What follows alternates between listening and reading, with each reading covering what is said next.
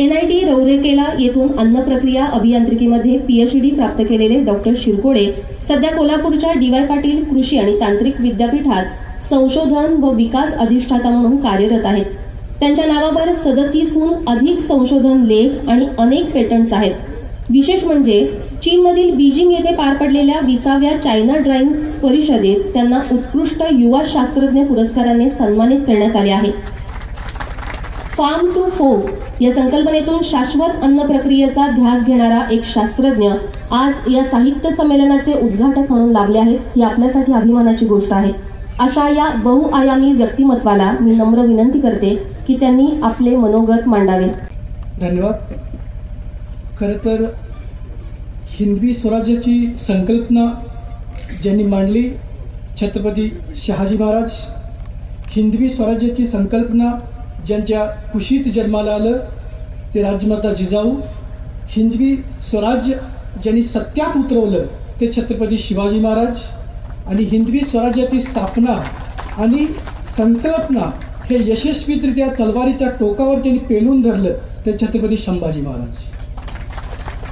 त्याचबरोबर महाराष्ट्राचे साहित्य आणि संत मंडळी निवृत्त ज्ञानदेव, सोपान, मुक्ताबाई, एकनाथ, नामदेश्वर, तुकाराम ह्या तारकरांनी आणि धारकरांनी ही महाराष्ट्राची आणि अस्मिता, मराठी भाषा, मराठी परंपरा, मराठी नेतृत्व हे जगाच्या पटलावर आणून दिलं. ह्या सर्व मान्यवरांना प्रथमतः मानाचा मुजरा. त्याचबरोबर ह्या समस्त हिंदुस्थानावर सामाजिक, आर्थिक, शैक्षणिक समतेचे बीज किंवा समतेचा पाया हे रुजवणारे महात्मा ज्योतिराव फुले, त्याच्याबरोबर छत्रपती शाहू महाराज, बाबासाहेब आंबेडकर यांना देखील मानाचा मुद्रा. खरं तर शैक्षणिक आणि वैज्ञानिक व्यासपीठ व्यतिरिक्त माझ्या आयुष्यातला हा पहिला आहे साहित्यिक आणि सामाजिक व्यासपीठ. याच्यावर मी आज बोलतो. खरं तर माझे परममित्र आणि या येळूर गावात युनियन बँकेमध्ये मराठी बाणा टिकवणारे, मराठी अस्मिता आणि मराठी जनतेची सेवा करणारे अभिजित सायमोते यांनी मला हे पहिल्यांदा या साहित्य संमेलनाचं निमंत्रण दिलं आणि खरं तर मी त्याचा आभारी आहे, जेणेकरून मला या व्यासपीठावर यावं मिळलं.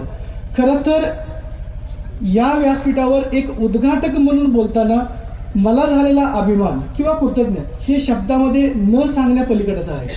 कारण खरं तर सांगायचं म्हणजे माझा जन्म हुक्केरीमध्ये, माझं शिक्षण गडहिंग्लजमध्ये, मातृभाषा कन्नड, पितृभाषा मराठी आणि शिक्षण झालं हे अशा शिक्षणात ज्यावेळी मी दिंडीमध्ये येत होतो मला खरोखरच अभिमान वाटत होता की या शाळेमध्ये 150 वर्षापूर्वी शाळा जन्माला आली आणि या शाळेनं असे विचारवंत जे या मराठी भाषेवर उदंड प्रेम करतात हिथं जन्माला घातलं.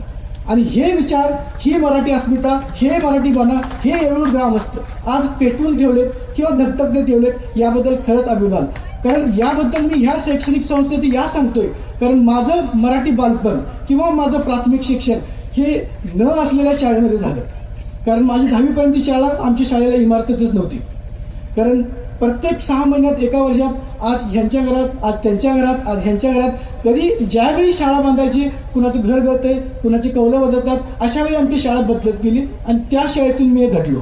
हे घडत असताना ह्या कृषी भाषेत म्हणून माझा पाया असा होता की माझे वडील, माझे आजोबा हे संस्थापक संचालक गडिंग्लज साखर कारखान्याचे होते. आजोबा अंगठा बहादूर, ज्या माणसानं आयुष्याच्या किंवा शाळेच्या दुनियेत एकही सुवर्णपद मिळवलं परंतु समाजामध्ये कितीतरी सुवर्णपद त्यांनी मिळवलं, हे माझ्या आजोबाचे संस्कार माझ्यावर होते. जेणेकरून ह्या ग्रामीण भागात आता सरांनी ज्यावेळी उल्लेख करा फार्म टू फोर्क हे कन्सेप्ट रुजवत असताना मला होत असलेली जी तळमळ किंवा मी मागच्या वर्षी कोल्हापूरमध्ये रुजू झालो, त्याच्या वर्षी 10 वर्ष मी ओडिसामध्ये होतो. भारताचा जर इतिहासाचा घेतला, भाषेचा जर इतिहास घेतला, भारतामध्ये ओडिसा हे पहिलं राज्य आहे जे भाषेच्या आधारावर पहिल्यांदा स्वतंत्र झालं 1936. त्या राज्यामध्ये मी 10 वर्ष सर्व्हिस केली. ते असताना तिथलं असलेले सांस्कृतिक, तिथलं असलेले साहित्यिक, तिथलं असलेली वैचारिक बैठक जी होती ती वेगळीच होती. त्याच्यानंतर मी मागच्या 1.5 वर्षात तिथं ज्यावेळी आलो, आता सरांनी ज्यावेळी उल्लेख केला की बाबलीचे सर मला नेमकं कुठल्या शब्दात मांडावं हे वैचारिक म्हणजे शैक्षणिक क्षेत्रात मी गेल्या 15 ते 12 वर्ष मी काम करतोय. कारण NIT रौरेकेला हे नॅशनल इन्स्टिट्यूट ऑफ इम्पॉर्टन्स, ज्याला आपण म्हणतो IITs, NITs, आयझर, नायझर, ह्या इन्स्टिट्यूटमध्ये ते फूड प्रोसेस इंजिनिअरिंगचा पहिला विद्यार्थी म्हणून मला तिथं रुजू झालो आणि मी तिथून ग्रॅज्युएट झालो. ज्यावेळी मी ग्रॅज्युएट झालो किंवा ज्यावेळी मी IIT खरगपूर बघायचो, IIT मद्रासमध्ये जायचो, IIT बॉम्बे असेल, मग IIT NIT राऊरकेला असेल, मला एक खंत ती कायमच बोचायची, ती म्हणजे प्रत्येक NITत IITत आपलं एक सेपरेट मराठी मंडळ आहे, महाराष्ट्र मंडळ आहे. इवन भुवनेश्वर सिटीमध्ये पण महाराष्ट्र मंडळ आहे, ज्याचे उद्घाटन विलासराव देशमुखांनी केलं आणि आत्तापर्यंत त्याला आर्थिक मदत हे आपले ओडिशा राज्याचे मुख्यमंत्री म्हणून अजून पण तिथं सन्मानाने ओडिशाचे ज्यावेळी राज्य होतं त्यावेळी महाराष्ट्र मंडळाच्या अध्यक्षाला तिथं अजून पण बोलवलं जातं. इतकं महत्त्व त्या मराठीला आहे. कारण त्याच्या पाठीमागचं एक ऐतिहासिक बेस आहे, तो म्हणजे जगन्नाथपुरीचं धम्मयात्रा तुम्ही ऑलरेडी माहीत असेल, रथयात्रा. तर रथयात्रा जी खंडित झाली होती सुरू करणारे हे मराठी घराणं रघुजी भोसले, हे त्यांनी ह्या पाया रचला. जगन्नाथ मंदिराच्या समोर जो गरुड स्तंभ आहे तो गरुड स्तंभ मराठी लोकांनी उभारला. ही हा त्याचा इतिहास आहे. त्यामुळं हा जर इतिहास बघितला त्यावेळी ज्यावेळी मी हे मराठी मंडळ मग IIT खरगपूर असू देत, मद्रास असू देत किंवा NIT राऊरकेला असू देत, ज्यावेळी बघायचो कॅम्पसमध्ये स्टुडंट असायचे की विद्यार्थी असायचे 8,000 10,000 आणि ज्यावेळी मराठी टक्के बोलायचे हार्डली आम्ही 70 आणि 80 असायचो. हे बोटावर मोजण्याची आमची परिस्थिती. प्रत्येक कॅम्पसमध्ये ही व्यवस्था आहे. सरांनी ज्यावेळेस उल्लेख केला की आजकाल मराठी मुलं किंवा मराठी शाळेमध्ये मुलांची पटसंख्या ही घटत चालली आहे. त्याच्या पाठीमागचं कारण हे आहे की जेणेकरून मला भाग्य लाभलं, ज्यावेळी मी ICT मुंबईसारख्या युनिव्हर्सिटीमध्ये 4 वर्षे काम केलं. हे नॅशनल एज्युकेशन पॉलिसीमध्ये जे मेंबर्स होते रघुनाथ माशेलकर सर, यांचे मार्गदर्शन त्यावेळी आम्हाला भेटले.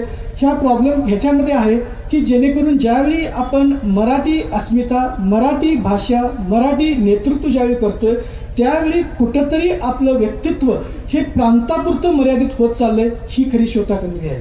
मग हे कुठेतरी आपण नेतृत्व खरं तर सांगायचं म्हटलं तर आपला इतिहास बघितला तंजावरपासून तर तुम्ही अटकेपारपर्यंत, हे कुठल्याही इवन येळ्ळूर हे जे गाव जिथं वसलंय राजहंस गडाच्या कुशीत किंवा गामदैवत ज्याला आपण म्हणतो कलमेश्वर किंवा चांगलेश्वर यांच्या कुशीत वसलेलं हे गाव, इथून पासून ते अटकेपर्यंत जर तुम्ही घेतला, इथल्या मातीचा कणा जरी तुम्ही पाण्यामध्ये फेकला तो तवंग उडतो, तो मराठ्यांच्या रक्ताचा उठेल.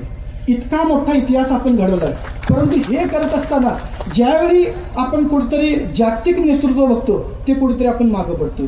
प्रॉब्लेम असा आहे की ज्यावेळी आपण मुलांना सांगतोय मराठी भाषा, मराठी अस्मिता हे गोष्टी करत असताना कुठेतरी आपण बंदिस्त होत चाललोय की मराठी प्रांत, मराठी भाषा ह्याच्या पलीकडे आपण जातच नाही आहे. ही खरी शोकांतिका आहे. ज्यावेळी मागच्या वर्षी चायनामध्ये गेलो होतो, चायना ॲग्रिकल्चर युनिव्हर्सिटीमध्ये माझ्यासमेत पोलंडचे पण होते. खरं तर सांगायचं म्हटलं हे माझ्यासाठी खरंच कृतज्ञतेची आणि अभिमानाची गोष्ट आहे. मुगळीसारख्या गावातून जो विद्यार्थी बिना शाळेचा शिकला, जो विद्यार्थी घरामध्ये तडफड मराठी बोलावं की कन्नड बोलावं अशी अवस्था असलेला माणूस चायनामध्ये ज्यावेळी प्रेझेंट करतोय आणि ज्यावेळी माझा उल्लेख होतोय जगातल्या एका यंगेस्ट सायंटिस्ट म्हणून माझा अवॉर्ड होतो. सांगायचं म्हटलं ह्या महाराजांनी किंवा ह्या थोर लोकांनी, ह्या महान लोकांनी जी परंपरा बांधली त्या परंपरा आपण कसं रेटाने पुढे यावं ही आपली खरी जबाबदारी आहे. खरंच माझ्यासाठी खरंच अभिमानाची गोष्ट आहे आणि खरंच मी समस्त येळ्ळूर ग्रामस्थांना ज्यांनी ही संकल्पना जिवंत ठेवली. 21वे हे मराठी साहित्य संमेलन मी समजू शकतो कुठल्या परिस्थितीतून हे घडत असेल, कुठल्या परिस्थितीतून होत असेल. ज्यांनी ही संकल्पना मांडली ती संकल्पना करत सत्यात उतरवली आणि अजून पण तुम्ही तेवत ठेवली, हे खरंच वाखवण्याजोगं आहे. कारण ह्या पाठीमागचा तुमचा जो काही त्रास तुम्हाला होत असेल, जो काही मनाची दडपण मी समजू शकतो. कारण मीही या सीमाभागचा विद्यार्थी आहे, मी ह्या सीमाभागचा नागरिक आहे. त्यामुळं ह्या सीमाभागच्या नागरिकांना होत असलेला त्रास किंवा त्यांची अडचणी नक्कीच समजू शकतो. आता खरं तर हे सांगत असताना मग आपण मराठी बाणा, मराठी अस्तित्व, साहित्य तर निर्मित होत चालेल, साहित्य पब्लिश होत जातील, बुक होत जातील, कविता होत जातील. परंतु हे होत असताना मराठी अस्मिता, मराठी बाणा, मराठी नेतृत्व हे कुठेतरी कमी पडते. हे कमी करण्यासाठी किंवा हे आपण पुढं चालवण्यासाठी कसं पुढं यावं किंवा कसं वैचारिक निर्माण करावं ही आज खरी शोकांतिका आहे. किंवा कसं पुढं जावं याच्या मग वैचारिकदृष्ट्या विचार करण्यासारखं आहे. आता या गोष्टीने मला एक छोटंसं तुम्हाला एक उदाहरण द्यायचं आहे किंवा एक संकल्पना मांडायचं आहे. समस्त येळूर ग्रामस्थ जर कन्सिडर केलं किंवा कुठलाही समाज कुठलीही संस्था जर कन्सिडर केली, ह्या 5 घटकातून बनलेत असेल, कुठलेही 5 घटक, मग हे 5 घटकांना तुम्ही अंगीकार करू शकता. हा पहिला घटक असतो, हा कुठल्याही ग्रामस्थ, कुठल्याही संघटन, कुठल्याही संस्थेचा हे बलाढ्य घटक. मग तुम्ही ह्यांना म्हणू शकाल मनी पॉवर किंवा मसल पॉवर, तुमच्या भाषेत म्हणायचं झालं. त्यांच्याकडे ऑलरेडी सत्ता आहेत, ज्यांच्याकडे ऑलरेडी परंपरा चालत असेल, हा पहिला घटक. दुसरा घटक आहे, हा घटक सगळ्यात महत्त्वाचा घटक. कारण मी ह्या सीमाभागचा जर विचार केला, समस्त येळूर ग्रामाचं जे काही आता मी वाचलं, बघितलं, ऐकलं किंवा याच्या आधी ऐकलं होतं, हा दुसरा घटक खूप महत्त्वाचा, जे हा घटक तुम्ही येळूरकर ग्रामस्थ म्हणून खूप मोठं योगदान देऊ शकता. हा दुसरा घटक म्हणजे वैचारिक घटक. हा वैचारिक घटक आणि हा पहिला कर्तृत्व घडवणारा हे गावातले ग्रामपंच. तिसरा जो घटक असतो, हा गावातली 80% जनता, संस्थेतली 80% जनता, संघातली 80% जनता, ह्यांचं काम एवढंच, तुम्ही काय राहू कसं तुम्ही म्हणाल तसं. म्हणजे ना यांच्याकडे वैचारिक बैठक असू शकते, नसू पण शकते, असलं तर कधी कधी ते दाखवू शकत नाहीत, ही खरी शोकांतिका. चौथा घटक, कुठल्याही संस्था, कुठल्याही गाव किंवा कुठलाही समाज घेतला, हा चौथा घटक महत्त्वाचा म्हणजे निगेटिव्हिटी. कुठल्याही विधायक कामाची सुरुवात करत असताना प्रत्येक कामामध्ये अडकाडके अडणारा हा घटक. आणि पाचवा घटक हा म्हणजे माझ्यासारखा युवा वर्ग. आमचं गाव म्हणजे खूपच वाईट, आमच्यासारखं गावासारखं खराब गाव कुठलंच नाही, आमच्या गावासारखं किंवा आमच्या घरासारखं घरातले कुणीच नाही असं म्हणून मग हे पुणे मुंबई इकडे तिकडे पळून जाणार हा 5वा घटक. आता यातला जर अंतर बघितला, प्रत्येक घटकामध्ये ठराविक अंतर आहे. मग हा घटक किंवा हा वैचारिक घटक समरस होऊन किंवा वैचारिक किंवा विधायक एखादी गोष्ट घडवायची असेल, समाजामध्ये असेल किंवा एखाद्या भागामध्ये असेल किंवा एखाद्या समाजाचं जे काही आपण म्हणतो की सोशल रिफॉर्म्स करायचे असतील, मग हे 2 घटक जे होतात मग एक सुंदर देखणं स्वरूप दिखायला येतं. हे पहिल्या 2 घटकातून होतं. ज्यावेळी पहिला घटक आणि दुसरा घटक एकत्र येतो, तिसरा घटक आपोआप येतच असतो, कारण त्यांना स्वतःचं वैचारिक बैठक ना नेतृत्व ना कर्तृत्व नसतं. चौथा घटक, ज्यावेळी हे पहिले 3 घटक एखाद्या समाजाचे, एखाद्या संघाचे किंवा एखाद्या संस्थेचे, हे 3 घटक ज्यावेळी येतात, चौथ्या घटकाचं काहीच चालत नसतं, ऑटोमॅटिक एकत्र येतात. आणि 5वा घटक, ज्यावेळी हे सर्व घटक एकत्र येत असतात एखाद्या विधायक कामासाठी, मग ते विधायक काम असू देत, भाषा कशी रुजवायची, मराठी अस्मिता कशी रुजवायची, मराठी नेतृत्व, मग हे स्थानिक असेल, परदेशी असेल, राजकीय असेल, वैचारिक असेल, शैक्षणिक असेल, ह्या प्रत्येक माध्यमावर आपला ठसा कसा उमटवायचा, हे वैचारिक घटक किंवा आपण विधायक काम घेऊन एकत्र येतो.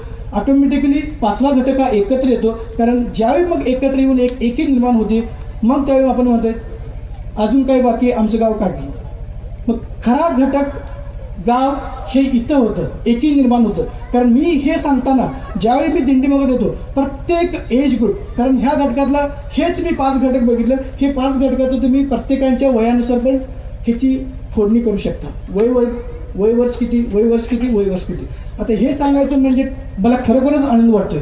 लहान मुलांपासून ते मोठ्यांपर्यंत सगळं वयोवृद्ध किंवा सगळे वैचारिक लोक इथं या व्यासपीठावर आहेत.